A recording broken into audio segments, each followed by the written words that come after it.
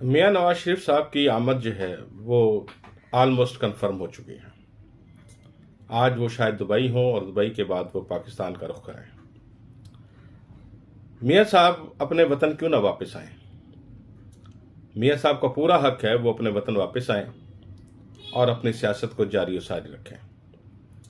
3 बार के वजीर आजम हैं और उनके लिए पाकिस्तान में बहुत गुंजाइश मौजूद है। लेकिन मियां नवाज शरीफ साहब ने जब भी उन पर कोई उफ्ताद पड़ी, उन्होंने फरार का रास्ता इख्तियार किया। जब भी किसी वजह से उन्हें जेल जाना पड़ा, वो जेल की सख्तियाँ पामर्दगी से बर्दाश्त करने के बजाय उन्होंने जेल से फरार का रास्ता ढूंढा, रास्ता तलाश किया, मामलात को मैनेज किया और फिर वो मुल्क से बाहर चले गए। इनकी इसी कारगुजारी की वजह से न सिर्फ उनकी सियासत पर बल्कि उनकी पार्टी की सियासत पर भी बहुत नेगेटिव असरात हुए। उनके पार्टी वर्कर डिमोरलाइज हुआ क्योंकि उनका पार्टी वर्कर उनके बारे में भगोड़ा का लक़ब सुनकर ही परेशान हो जाता है। गो के मैं उनके वर्करों को सलाम पेश करता हूं कि अब भी वो किसी न किसी तरह मियां साहब की इस तमाम फरारियत का जो है वो दिफा करते हैं। अब मियां साहब आ रहे हैं और उनको प्रोटेक्टिव बेल भी मिल चुकी है। बाज़ हमारे भाई जो हैं वो ये इसरार करते हैं कि ये प्रोटेक्टिव बेल जो है, क्योंकि वो तो मफरूर हैं, एब्सकॉन्डर हैं, तो उनको किस तरीके से जो है वो प्रोटेक्टिव बेल दे दी है। तो मैं उन्हें कहता हूं कि पाकिस्तान में हर वो चीज़ हो सकती है जो आप किसी और भी मुल्क में होने का तस्वुर नहीं कर सकते, ख़ास तौर पर अदालती मामलात में। अभी आप खुद ही देख लें कि अगर वज़ीर आज़म को, शहबाज शरीफ साहब को वज़ीर आज़म ना बनाया जाता तो फ़र्द जुर्म आयद हो जाती।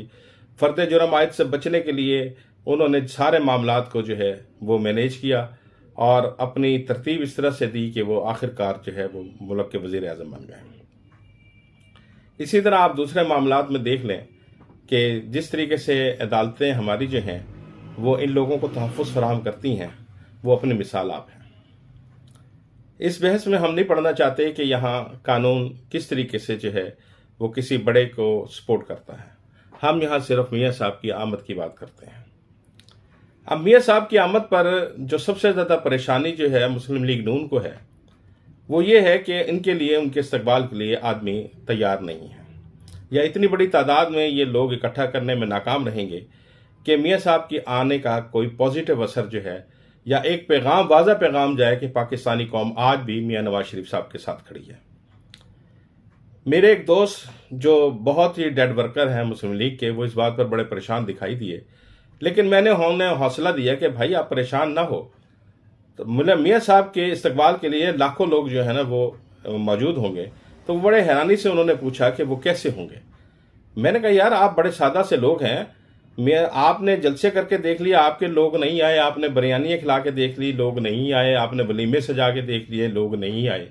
लेकिन अब एक सूरत आप फरामोश कर रहे हैं कि जो लोग ला रहे हैं वो खुद ही इन सारी चीज़ों का बंदोबस्त करेंगे। तो वो मेरे दोस्त की क्यूरियोसिटी जो है वो बड़ी, और उन्होंने कहा वो कैसे? मैंने कहा देखें, निगरान हुकूमत है, निगरान सूबाई हुकूमतें हैं, मरकज़ी हुकूमत है, और उसके पास वो सारे हैंडलर्स हैं जिन्होंने ये सारे मामला जो है अब स्टेज सजाने की कोशिश कर रहे हैं।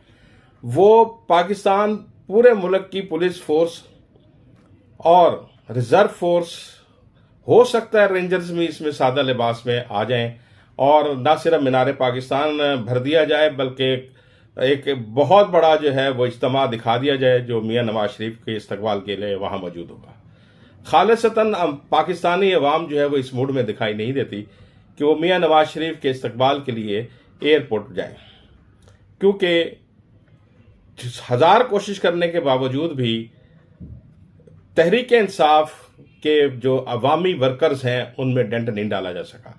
आपने बहुत सी प्रेस कॉन्फ्रेंसें करा ली, और अगर मैं कहूं कि उसका नेगेटिव असरात ही पड़े हैं तो वो बेहतर हो, वो ज़्यादा बुरा नहीं है कि मैं अगर ये कहूं कि इस सारी कार्रवाई का जो नतीजा निकला वो सिफर निकला। और आज भी पाकिस्तानी कौम जो है वो इमरान खान के साथ खड़ी है, क्योंकि इस वक्त सिर्फ हकीकत एक ही है और वो है इमरान खान।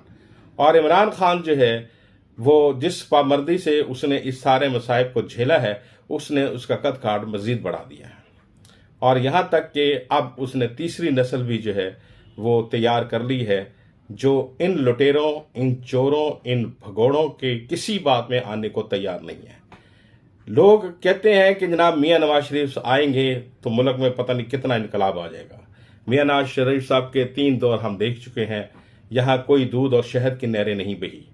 इसी तरह जो 16 माह का अरसा हुकूमत है पीडीएम का, कहने को वो पीडीएम की हुकूमत थी, लेकिन बज़ाहिर उसके पीछे जो सारी कार्रवाई करने वाले थे वो मियाँ नवाज शरीफ साहब थे।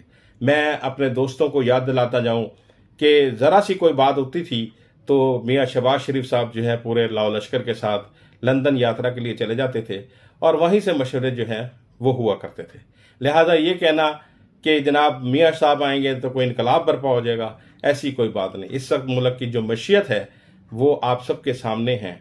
आपने बहरहाल कोशिश की है कि पेट्रोल और दीगर अशिया की कीमतें थोड़ी सी कम हो जाएं, लेकिन ये सिर्फ एक दिखावा है और आइंदा देखते हैं कि ऊंट किस करवट बैठेगा।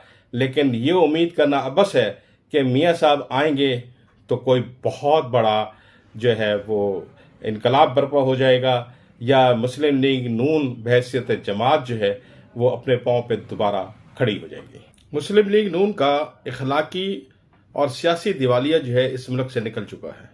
अब चाहे ये होंडा 125 की लालच दें या जन्नत के टिकट का लालच दें, पाकिस्तानी अवाम जो है वो इनके साथ कभी भी खड़ी नहीं होगी।